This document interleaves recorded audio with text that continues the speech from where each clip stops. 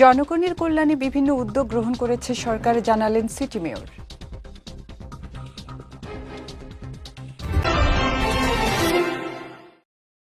আসসালামু আলাইকুম। চট্টগ্রাম সংবাদে আমন্ত্রণ জানাচ্ছি আমি উম্মে কুলসুম। শুনছিলেন শিরোনাম, এবারে বিস্তারিত। প্রধানমন্ত্রী তারেক রহমানের নেতৃত্বে নবগঠিত সরকার জনকল্যাণমূলক বিভিন্ন উদ্যোগ গ্রহণ করেছে। এসব উদ্যোগ বাস্তবায়িত হলে চট্টগ্রাম সহ দেশের নগর ও গ্রামীণ জনগোষ্ঠীর জীবনমানে ইতিবাচক পরিবর্তন আসবে, এমনটাই জানিয়েছেন Chittagong city mayor doctor Shahadat Hossain.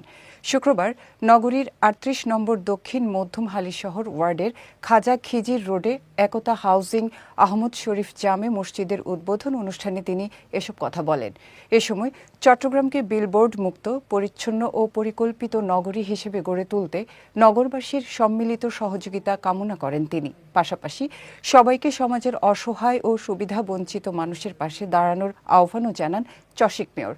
অনুষ্ঠানে উপস্থিত ছিলেন কাজী মঈনুদ্দিন আশরাফি, হানিফ সওদাগর, করিমুল মুস্তফা সহ অনেকে।